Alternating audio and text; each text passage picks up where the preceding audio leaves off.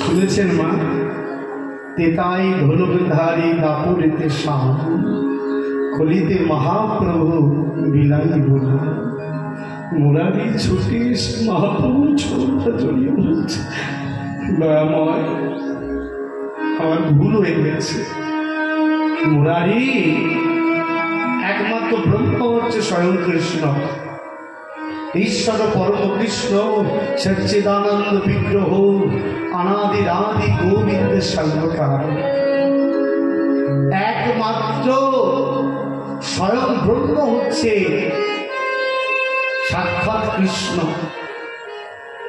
যদি এই ব্রহ্মকে পেতে চাও মুরারি, তাহলে কলিযুগে প্রাণ ভরে নাম করবে। কলিযুগে নামই শ্রেষ্ঠ। নাম চিন্তামণি কৃষ্ণ চৈতন্য বিগ্রহ, পূর্ণ শুদ্ধ নিত্য মুক্ত ভিন্ন আত্মা নাম নামে। শোনো মুরারি, প্রাণ ভরে নামকে আশ্রয় করো, কারণ এই নামের মধ্যে সব কিছু লুকিয়ে আছে। নামের মধ্যে প্রেম, নামের মধ্যে সাধ্য সাধন তত্ত্ব লুকিয়ে আছে মা। আর তোমার মধ্যে যদি প্রেম সঞ্চয় হয়, তাহলে তোমাকে চিন্তা করতে হবে না কবে তোমার আঙিনা থেকে ভগবান চুরি করবে। কারণ তোমার আঙিনা থেকে ভগবান চুরি করলে মনে করবে যে তোমার আঙিনাটা ধন্য। কি বলেন আপনারা, কি বলেন? এই দেহটা যদি ভগবানের সেবায় না লাগলো, তাহলে এই দেহটা তো আসা যাওয়ায় সার হয়ে গেল। হ্যাঁ, তাই বলছে প্রেমকে সঞ্চয় করো। প্রেম থাকলেই কৃষ্ণকে আসতে হবে। কি বলেন? দেখবেন যেখানে প্রেম আছে সেখানে কৃষ্ণ আছে, যেখানে কৃষ্ণ আছে সেখানে প্রেম নাও থাকতে পারে। আবার কেমন কথা? হ্যাঁ, যেখানে প্রেম থাকবে সেখানে কৃষ্ণকে আসতে হবে, গৌরকে আসতে হবে। আর যেখানে প্রেম নাই সেখানে ভগবান বিরাজ করে না। তাই মুরারিকে বলেছিলে, মুরারি নাম আশ্রয় করো, নাম আশ্রয় করে প্রেমের সঞ্চয় হবে। কলিযুগে শুধু নামই ধন্য। তাই মহাপ্রভু জীবের লাগি আজকে আঙিনার মধ্যে দাঁড়িয়ে জগৎ শিক্ষা দিয়েছিলেন কিভাবে? কৃষ্ণ নাম, কৃষ্ণ নাম, কৃষ্ণ নাম করো, হরি নাম, হরি নাম, কৃষ্ণ নাম করো, হরি ওম কৃষ্ণ নাম,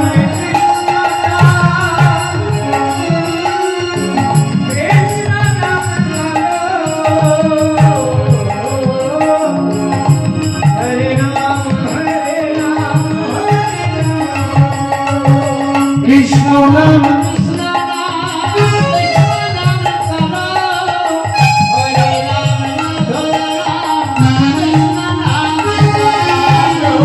কৃষ্ণ নাম, কৃষ্ণ নাম, কৃষ্ণ নাম করো, হরি নাম, হরি নাম, কৃষ্ণ নাম করো, কৃষ্ণ নাম, কৃষ্ণ নাম, কৃষ্ণ নাম, হরি নাম, হরি নাম, হরি নাম করো। বীজের মধ্যে বৃক্ষ আছে, চোখে না যায় দেখা, নামের মধ্যে নামে আছে মধুর মধুপিয়া।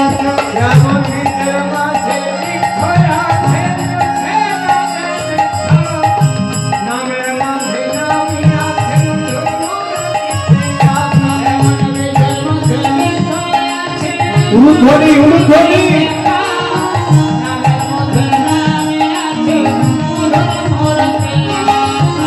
হরে কৃষ্ণ, হরে কৃষ্ণ, কৃষ্ণ কৃষ্ণ হরে হরে, হরে রাম, রাম রাম, হরে হরে,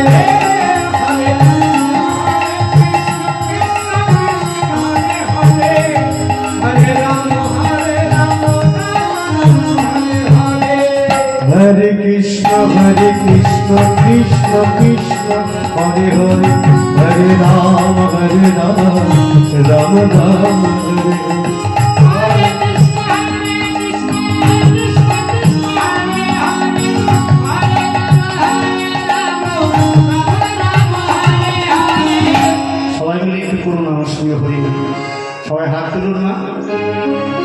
हरे कृष्ण কৃষ্ণ কৃষ্ণ হরে হরে হরে রাম রাম রাম হরে কৃষ্ণ কৃষ্ণ কৃষ্ণ হরে Ram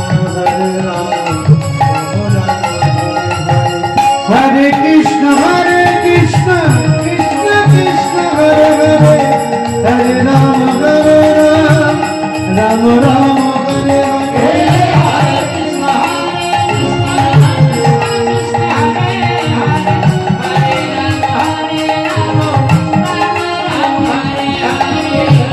Krishna Hare Krishna Krishna Krishna Hare Hare Hare Rama Rama Rama Hare Hare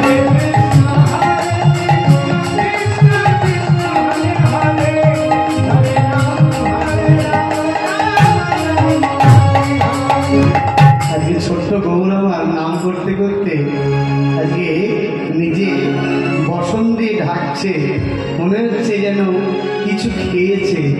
বয়ারে বসন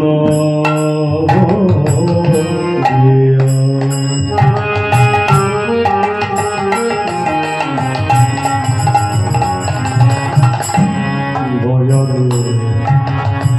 বসন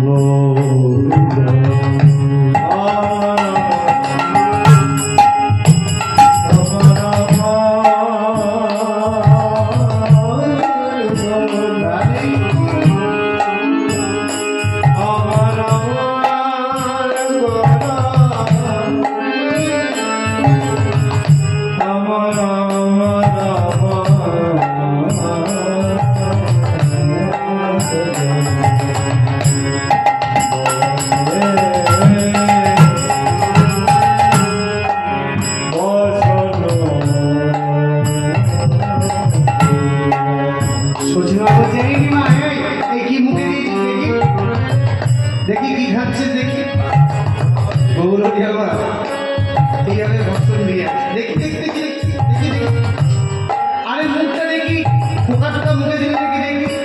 গৌর হরিয়া বলছে, মা তুমি ধরা না দিলে তুমি ধরতে পারো, আমি যদি ধরা না দিই তো গজালে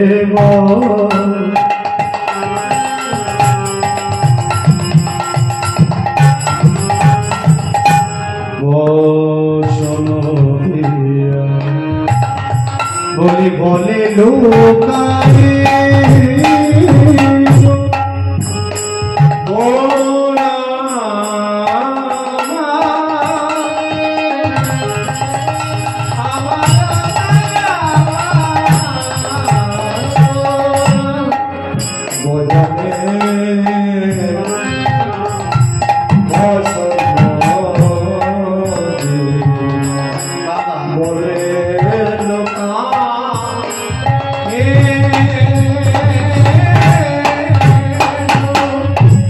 সচি বলে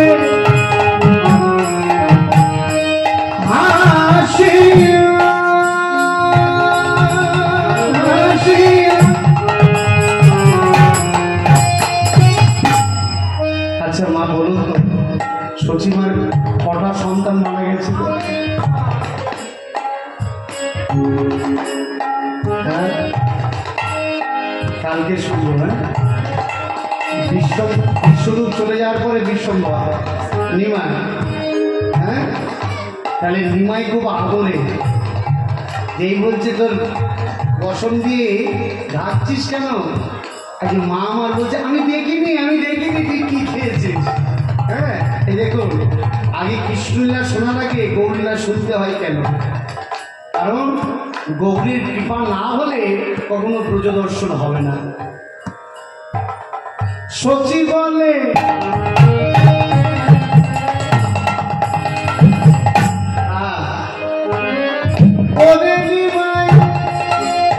আমি না দেখিল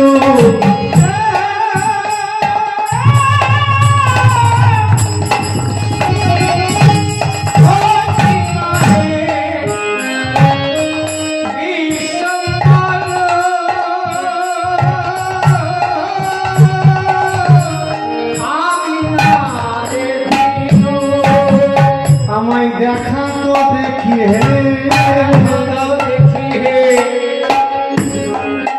আমায় দেখা তো দেখি হে, ওহে আমার প্রাণের নিমায় দেখা তো দেখি হে, ওহে আমার প্রাণের নিমায়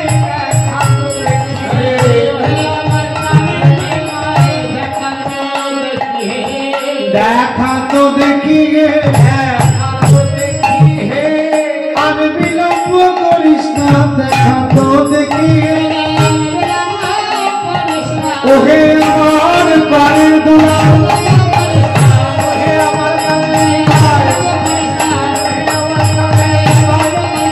ওহে আমার প্রাণের নিমায়, ওহে আমার প্রাণের নিমায়, দেখা তো দেখি হে, অবশ্যই আয়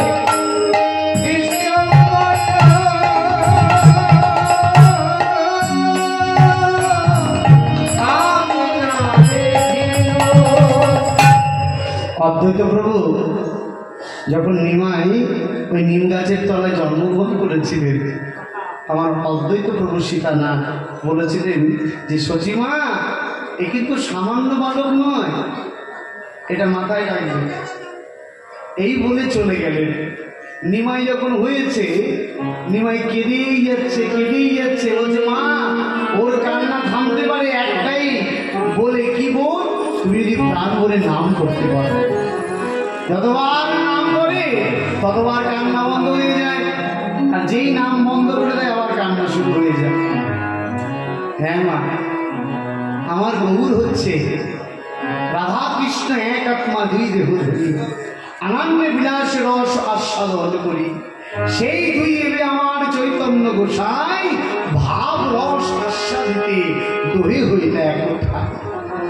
আজকে প্রাণের প্রাণ গৌর হরি, হ্যাঁ আজকে কি করছে না, চঞ্চল হইয়া আমার গৌর ধরিলা, চঞ্চল হইয়া গৌর ধরিলা, ক্ষণে ক্ষণে নাচে ঘোড়া, ক্ষণে ক্ষণে নাচে ঘোড়া, নাচে বেড়াইয়া,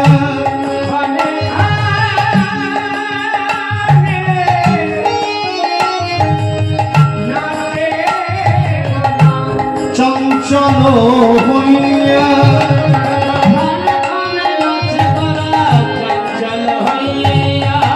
মাকে এসে ছুটে ধরেছে নাচতে নাচতে।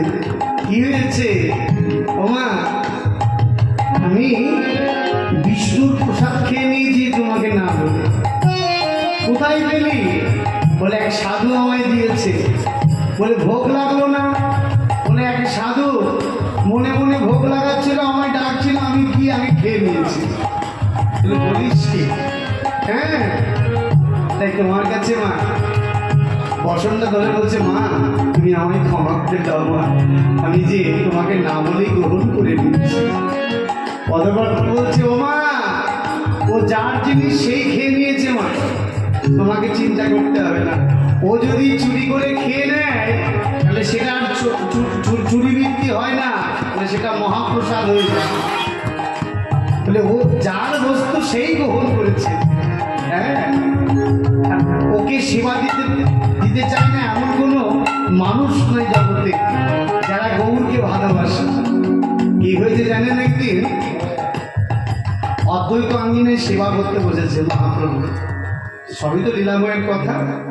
সেবা করতে যখন বসেছে, করতে করতে নিতাইটা বলেছিলেন যে অদ্বৈত আরো সেবা দাও, আরো সেবা দাও, পেট ভরছে না। বলে তোমাকে এত দিচ্ছি তবু তোমার পেট ভরছে না? এই যে বলেছে, প্রসাদ হাতে নিয়ে ছুঁড়ে মেরেছে অদ্বৈত প্রভুকে।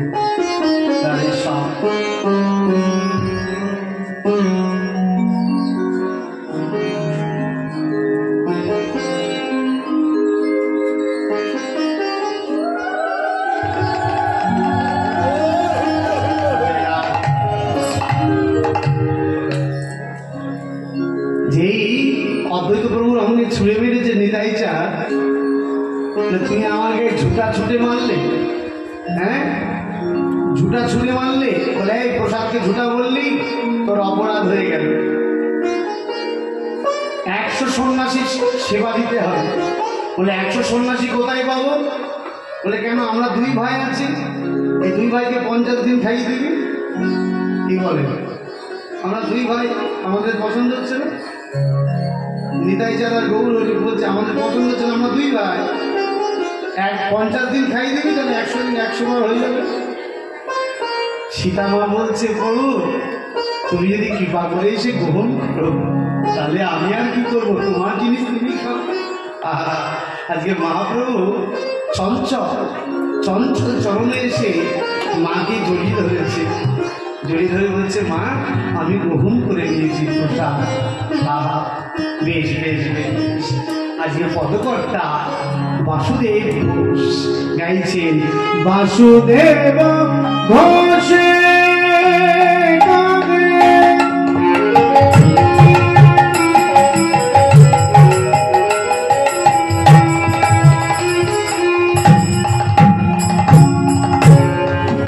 অপরূপ শোভা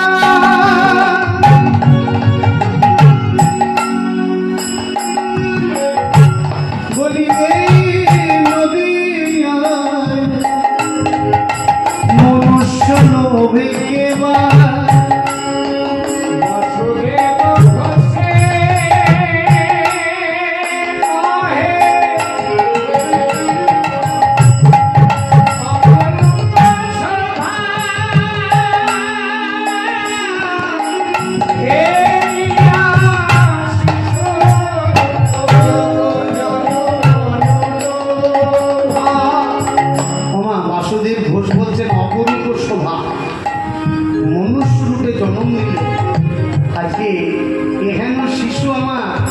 তুমি চিনতে পারছো না বলে মনুষ্য বলছো।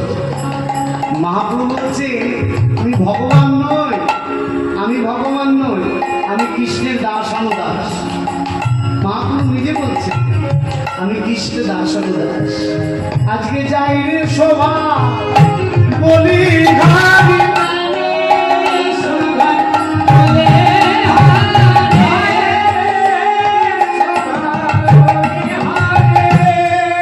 দেখো দেখো নদিয়াবাসী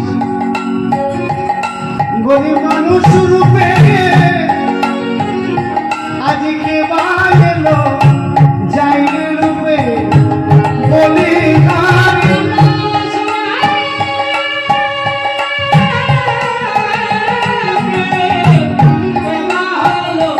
আহা মহি বলি কিনা ভাই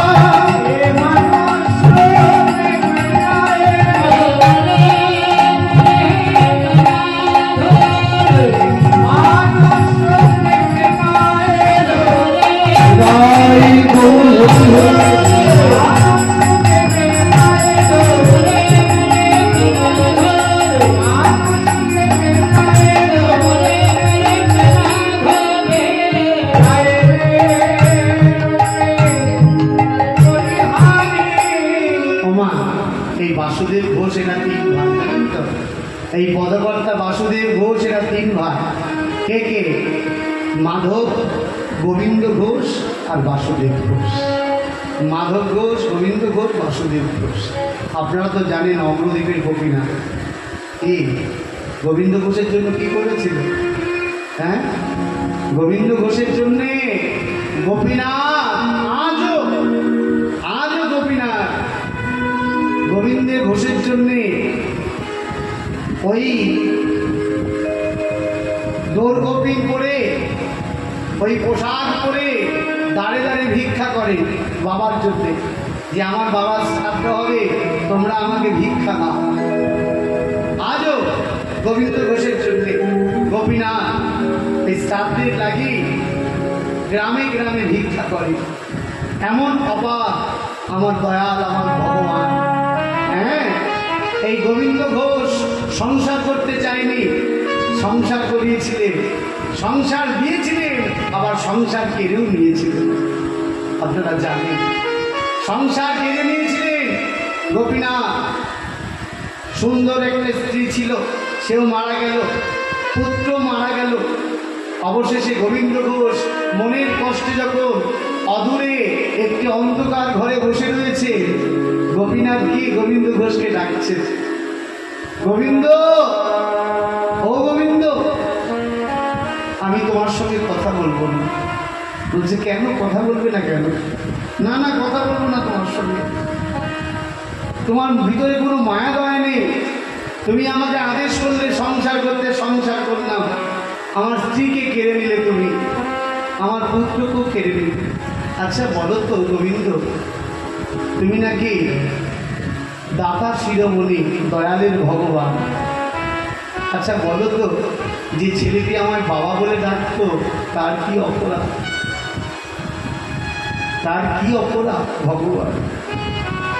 কোনো অপরাধ নেই রে গোবিন্দ। ওর ওই পর্যন্ত নিয়তি ছিল, ওই পর্যন্তই নিয়তি ছিল, তাই আমার বস্তু আমি নিয়ে নিলাম। না না, আমি ওইসব কথা মানবো না। আমাকে তো বাবা বলার কেউ নাই। গোবিন্দ ঘোষ বলছে, আমাকে বাবা বলার তো কেউ নাই।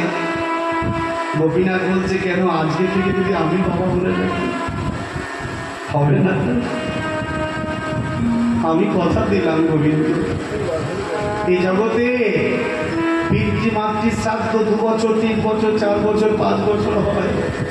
তুমি কথা দিলাম, আজকের থেকে যখন আমি তোমাকে বাবা বলে ডেকেছি, তুমি যেদিন চলে যাবে, তোমার লাগি শ্রাদ্ধ করবো আমি, যতদিন চন্দ্রসূর্য থাকবে। গোবিন্দ ঘোষ গোপীনাথের চরণ ধরে, হে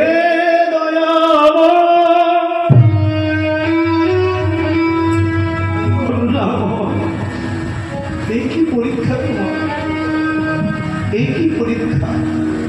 হ্যাঁ গোবিন্দ, আমি দেব, আবার আমি নিয়ে নেব। আজকে সেই বাসুতে বলছে, গৌরহরি, তুমি আমাকে এইভাবে কৃপা করো যেন আমি তোমার লীলাগুলো করতে গাইতে পারি। আহা আহা মনের রে রে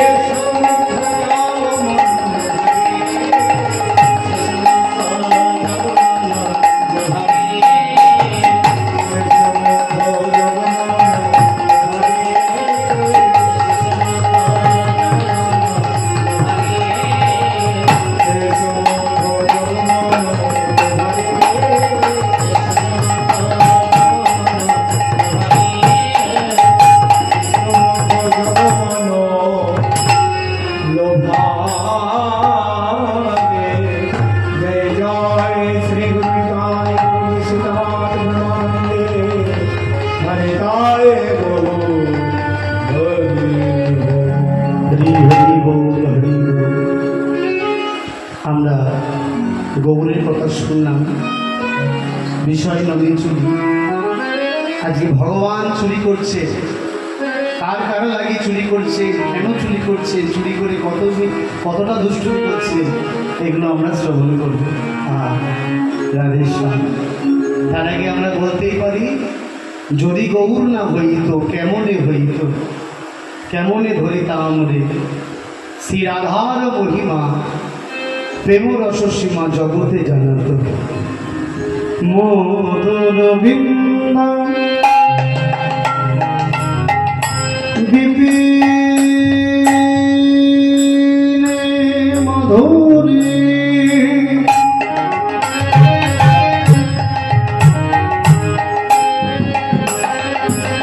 প্রবেশ চতুরে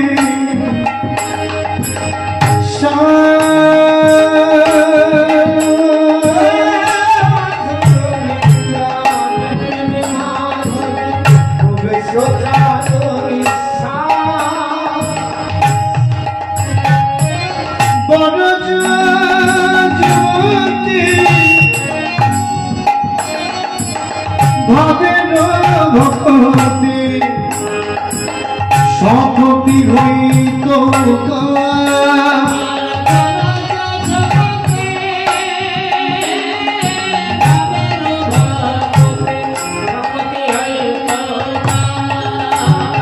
গলিকার বয়েম সাহস,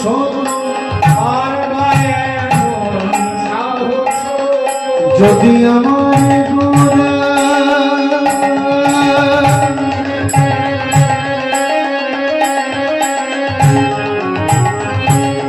নাই আসিত।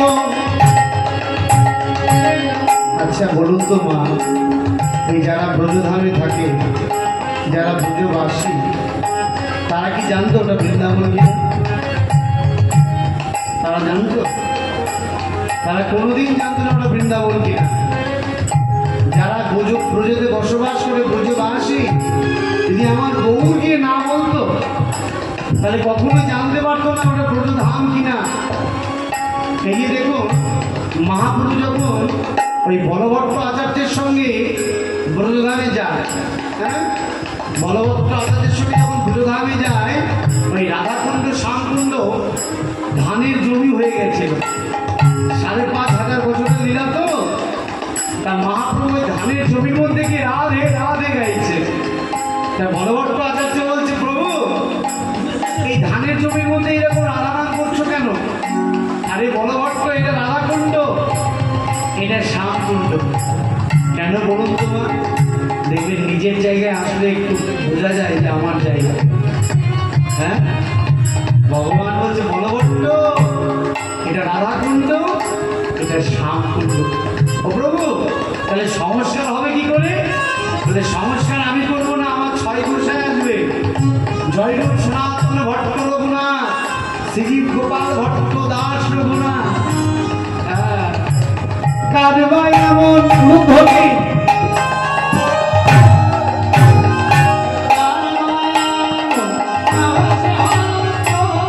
যদি আমার গোনা নাই আসিত বৃন্দাবনে প্রবেশ করিতে, আমার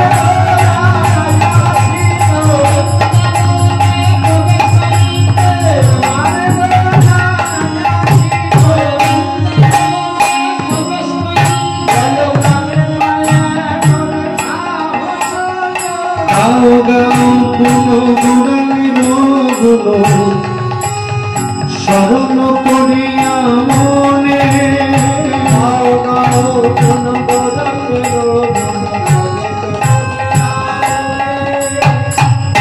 এই ভব সাগরে এমন দয়াল না দেখি একজন, গৌরাঙ্গ বলিয়া নাগেন বলিয়া কেমনে ধরি নদী, বাসুর হইয়া পাশান দিয়া বিধি কেমনে গড়িয়াছে।